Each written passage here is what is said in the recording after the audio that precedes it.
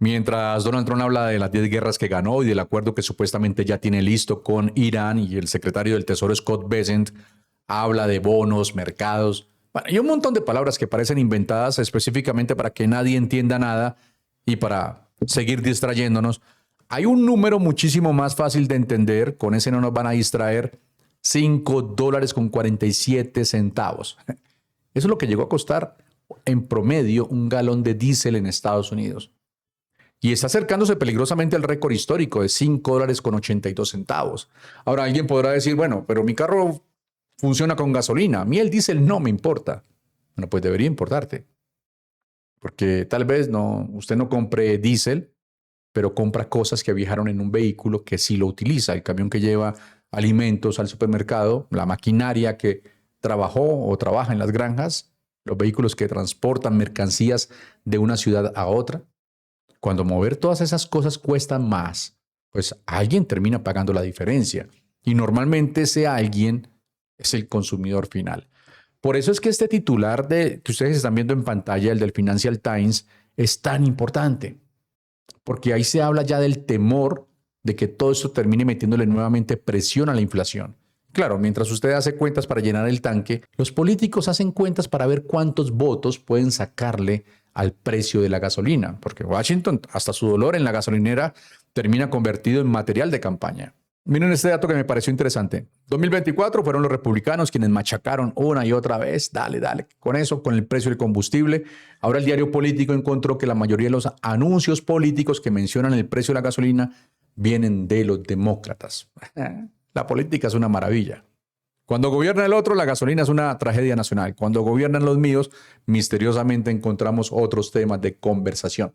Pero vean, independientemente de quién intente sacarle votos al asunto, el ciudadano es el que sigue pagando en la estación de gasolina. Y para entender por qué ese combustible sigue bajo presión, bueno, tenemos que volver a un lugar que está a miles de kilómetros de Estados Unidos. Sí, adivinaron. El estrecho de Hormuz. Ese pequeño corredor marítimo del que llevamos meses hablando.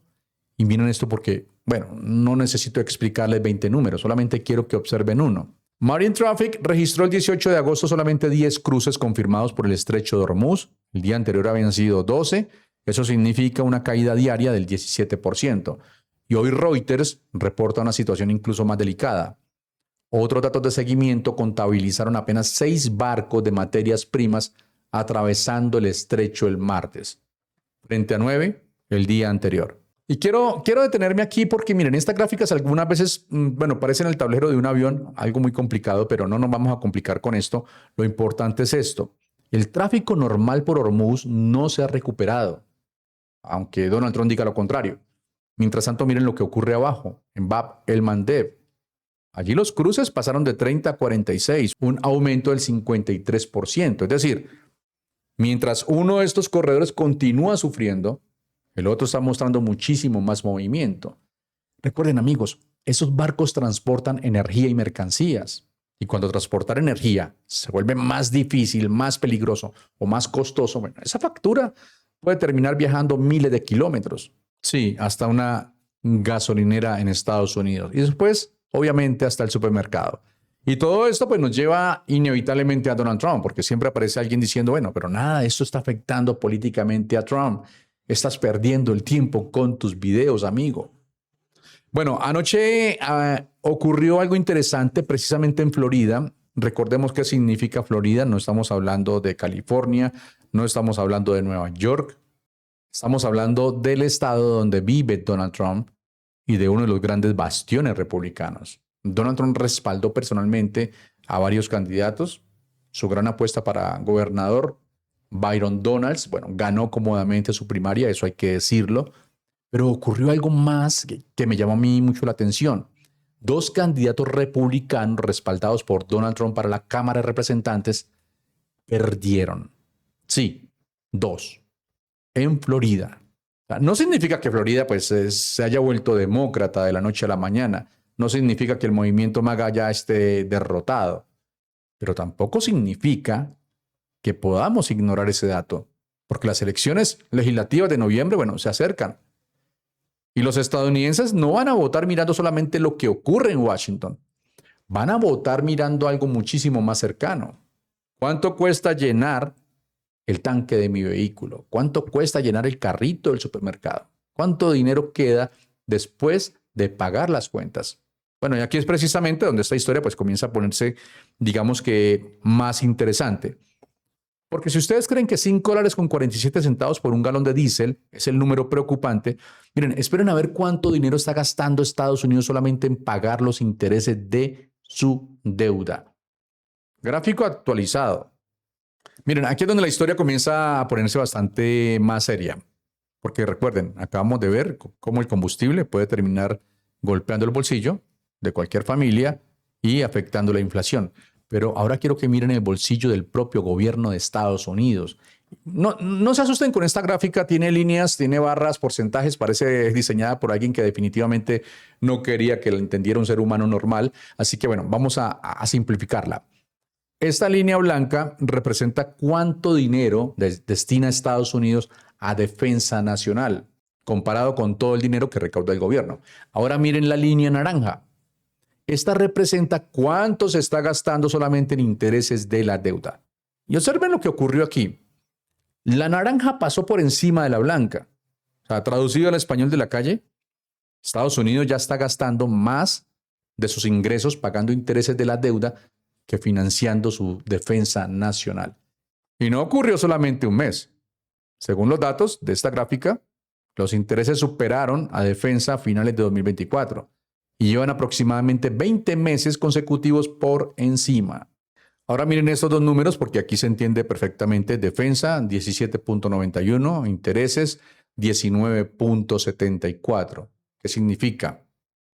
Hagamos de cuenta que el gobierno recauda $100. De esos $100, casi $18 equivalen al gasto en defensa, pero casi $20 equivalen solamente a intereses. Y atención con la palabra intereses. No significa que Estados Unidos esté pagando toda su deuda, es simplemente el costo de tener esa deuda. Es exactamente como cuando una familia debe dinero al banco. Una cosa es lo que usted debe y otra muy diferente son los intereses que tiene que pagar por deberlo. Y aquí aparece el verdadero problema. Estados Unidos sigue gastando más dinero del que recibe. Ese es el problema. En los primeros 10 meses de este año fiscal, el gobierno acumuló un déficit cercano a 1.8 billones de dólares. Billones. Dicho de una manera muchísimo más sencilla, faltaron 1.8 billones de dólares para cuadrar las cuentas. ¿Y qué hace el gobierno cuando no tiene suficiente dinero? Pide prestado. ¿Y qué ocurre cuando pide prestado? Tiene que pagar intereses. ¿Y qué ocurre si esos intereses aumentan? Tiene que destinar todavía más dinero. Simplemente a pagar por el dinero que pidió prestado anteriormente. Y aquí viene la parte que conecta perfectamente con la siguiente captura. Porque bueno, ustedes podrían pensar, bueno, John, Estados Unidos es Estados Unidos. Siempre encontrará quien le preste dinero. Correcto, tienen razón. El problema no es solamente encontrar quién le preste, el problema es a qué precio. Porque hace apenas unos días ocurrió algo que debería llamar muchísimo la atención. Estados Unidos salió a pedir dinero prestado durante 30 años y tuvo que ofrecer el interés más alto desde 2001. Y ahí sí comienza otra historia. Porque cuando el país más poderoso del mundo, y todavía lo es, yo sé que van a criticar eso, le empiezan a cobrar cada vez más por prestarle dinero, conviene mirar con mucha atención qué está pasando. Y antes de que alguien escuche la palabra bonos y salga corriendo del video, bueno, denme 30 segundos porque esto es muchísimo más sencillo de lo que parece. Imaginen que Estados Unidos es una persona que necesita dinero prestado, va donde usted y le dice, préstame $1,000 durante 30 años, yo te pago intereses y al final te devuelvo tu dinero. Eso en sí es un bono del tesoro, un pagaré del gobierno. Y el problema comienza, amigos, cuando quienes tienen el dinero dicen, sí, te lo presto, pero ahora quiero que me pagues más intereses. Y eso es precisamente lo que acaba de ocurrir. El rendimiento de los bonos de Estados Unidos a 30 años llegó a superar el 5,3%. ¿Y qué significa rendimiento? No se compliquen. Para nuestra historia significa algo muy sencillo. El precio que está exigiendo el mercado para prestarle dinero a Estados Unidos durante 30 años. Mientras más sube, más costoso resulta financiarse. Y esto no es algo que solamente estemos mirando nosotros. Miren lo que publica hoy The Washington Post. El mercado de bonos está dando la voz de alarma. Esto es lo que significa. Y debajo aparece el dato realmente importante. Los rendimientos de largo plazo alcanzaron su nivel más alto desde 2007. Estamos hablando de casi 19 años. Pero miren lo que dice después de Washington Post, porque bueno, aquí es donde esta historia deja de ser un problema exclusivo de Wall Street. El aumento de estos rendimientos eleva los costos de endeudamiento para el gobierno, para las empresas y para los consumidores. Es decir, esto no se queda encerrado en una pantalla de Bloomberg. Cuando pedir dinero prestado se vuelve más caro en toda la economía, esa presión puede terminar llegando a las empresas, a las hipotecas, a diferentes tipos de préstamos y finalmente a la gente común. Y recuerden lo que acabamos de ver en la pantalla, en la gráfica anterior. Estados Unidos ya está destinando casi 20 de cada $100 que recauda solamente a intereses. Por eso es que importa tanto lo que ocurrió después, porque esta mañana, bueno, el gobierno reaccionó. The Wall Street Journal lo está siguiendo prácticamente en tiempo real y miren ustedes el titular. Los rendimientos de los bonos se desploman después de que Scott Bessent intensificara las recompras. ¿Qué hizo exactamente el Tesoro? Bueno, aquí viene otra expresión. Recomprar bonos. Vamos nuevamente al ejemplo de los pagarés. Imaginen que existen miles de esos pagarés estadounidenses circulando por el mercado. El Tesoro ya tenía un programa mediante el cual compraba algunos de esos papeles. Pues esta mañana anunció vamos a comprar muchos más. No, hasta ahora el máximo para estas operaciones de largo plazo era de unos 2.000 millones de dólares. Ahora será de por lo menos 4.000 millones de dólares por operación, o sea, el doble. ¿Y qué ocurrió? Miren esto. Ese rendimiento que estaba alrededor del 5.3% cayó rápidamente hacia aproximadamente el 5.2%. Esta línea prácticamente se tiró por un barranco, pero aquí debemos tener muchísimo cuidado. Esto no significa que Estados Unidos haya pagado su deuda, tampoco significa que el gobierno haya solucionado el problema, y muchísimo menos que estén imprimiendo dinero para comprar bonos. Lo que hizo el Tesoro fue ampliar una herramienta que ya existía para mejorar el funcionamiento y la liquidez de ese mercado. Pero miren el momento en que ocurre. The Washington Post diciendo esta mañana, el mercado de bonos está dando la voz de alarma. The Wall Street Journal diciendo los rendimientos se desploman después de que Bessent intensificara las recompras. Y tenemos al propio Departamento del Tesoro anunciando hoy que duplicará el tamaño de esas operaciones. Es decir, todo el mundo está mirando lo mismo, porque el verdadero problema no es que Estados Unidos mañana vaya a quedar sin alguien que le preste dinero. No estamos diciendo semejante cosa. El problema es mucho más sencillo. Estados Unidos necesita enormes cantidades de dinero prestado y el mercado acaba de demostrar que puede exigirle un precio cada vez mayor por ese dinero. Y recuerden nuestra analogía, si usted debe muchísimo dinero, necesita seguir pidiendo prestado, es lógico. Y además cada nuevo préstamo pues comienza a salirle más y más costoso. Llega un momento en que una cantidad cada vez mayor de sus ingresos termina destinada simplemente a pagar intereses. Yo creo que a algunas personas les ha pasado algo muy similar. Y por eso es que esta gráfica ahora debería tener muchísimo más sentido. El problema no es solamente cuánto debe Estados Unidos, el problema es cuánto está teniendo que pagar simplemente para seguir debiendo.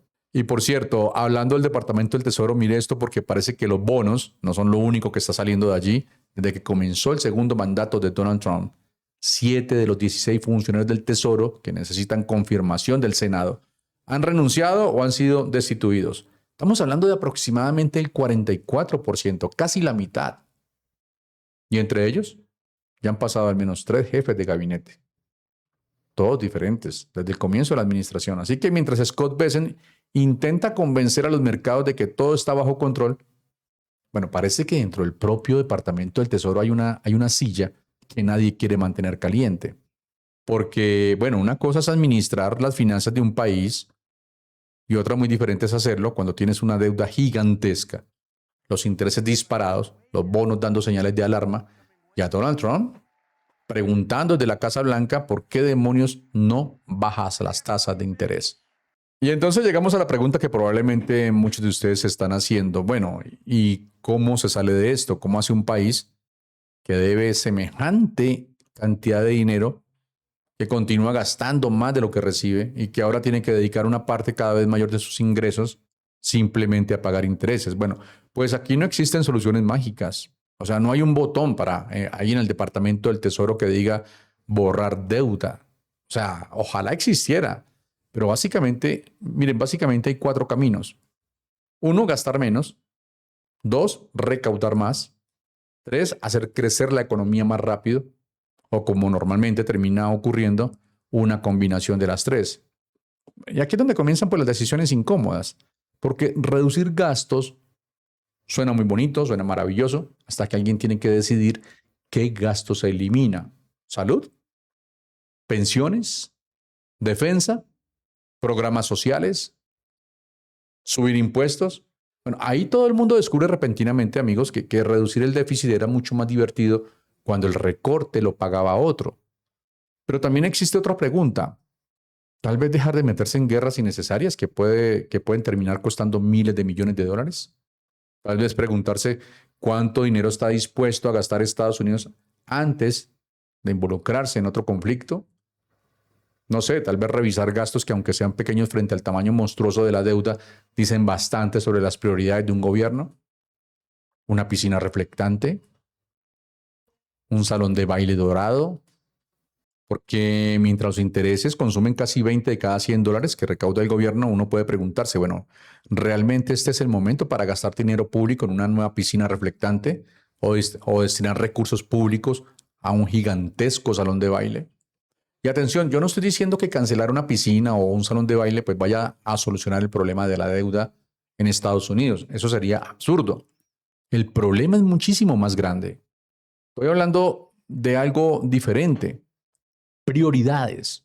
Porque si una familia estuviera profundamente endeudada, si cada año gastara más de lo que gana y si además los intereses de sus préstamos los estuvieran consumiendo, estuvieran aumentando cada vez más, probablemente lo primero que haría sería sentarse en la mesa, mirar cada gasto y preguntar, bueno, ¿realmente necesitamos esto?